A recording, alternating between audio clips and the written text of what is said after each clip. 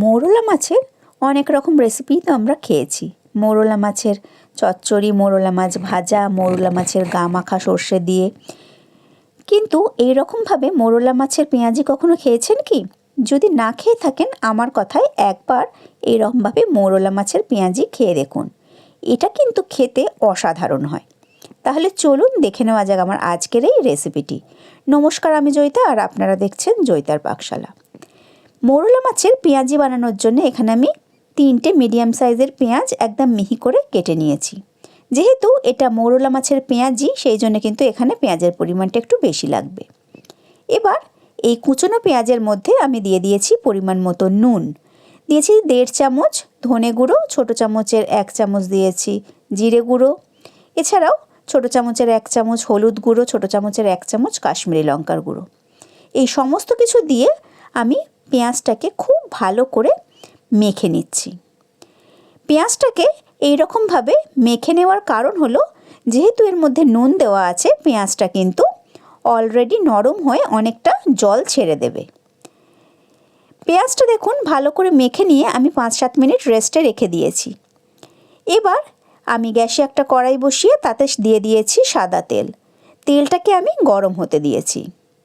ওদিকে দেখুন পেঁয়াজটা কিন্তু অনেকটা নরম হয়ে গেছে আর বেশ অনেকটা একটা জল জল মতো ভাব চলে এসছে। এবার এর মধ্যে আমি দিয়ে দিয়েছি আদা রসুনের পেস্ট, দিয়েছি কাঁচা লঙ্কা কুচো, আর দিয়েছি এখানে আমি 3 টেবিল চামচ বেসন, আর দিয়েছি 2 চামচ কর্নফ্লাওয়ার। এই সব কিছুকে জল ছাড়া আমি খুব ভালো করে মেখে নেব। আমি এখানে পেঁয়াজটার মধ্যে আগেই যেহেতু নুন মাখিয়ে রেখেছিলাম, পেঁয়াজটা কিন্তু দেখুন অনেকটা নরম হয়ে গেছে আর পেঁয়াজ থেকে জলও ছেড়ে গেছে। আমি কিন্তু এখানে কোনো রকম জলের ব্যবহার আর করব না। এরপরে এর মধ্যে আমি ধুয়ে পরিষ্কার করে রাখা মৌরলা মাছগুলোকেও দিয়ে দিচ্ছি। এইভাবে মাখিয়ে নিলে কিন্তু আর কোনো রকম জল দেওয়ার প্রয়োজন হয় না। মৌরলা মাছ থেকেও অনেকটা পরিমাণ জল মানে বেরোবে আর কি, নরম হয়ে যাবে। আর পেঁয়াজ তো অলরেডি নরম হয়েই গেছে, সেই জন্যে কোনো রকম জল ছাড়াই আমি খুব ভালো করে মাখিয়ে নিয়ে এবার গরম তেলের মধ্যে পেঁয়াজির মতো আকারে ছোট ছোট বড়া সাইজের আমি শেপ দিয়ে এই মৌরলা মাছের পেঁয়াজিগুলোকে ভেজে নিচ্ছি। মিডিয়াম টু লো ফ্লেমে এই মৌরলা মাছগুলোকে আমি বেশ কিছুটা সময় নিয়ে ভেজে নিয়েছি।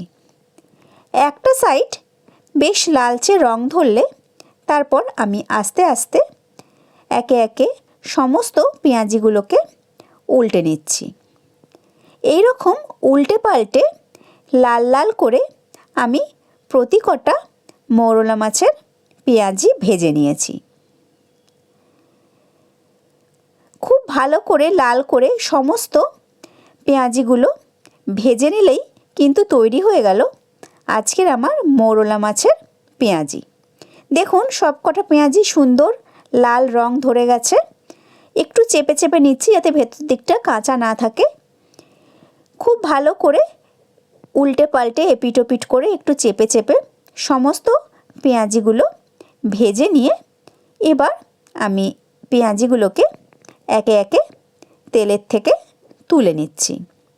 এবার এই পেঁয়াজিগুলোকে টমেটো সস অথবা কাসুন্দির সঙ্গে কিন্তু পরিবেশন করে দিচ্ছি। এই মৌরলা মাছের পেঁয়াজি কিন্তু ভাতের সঙ্গেও দারুণ লাগে খেতে। তাহলে দেখতেই পেলেন আজকে কত সহজেই বানিয়ে ফেললাম মৌরলা মাছের এই নতুন রেসিপিটি।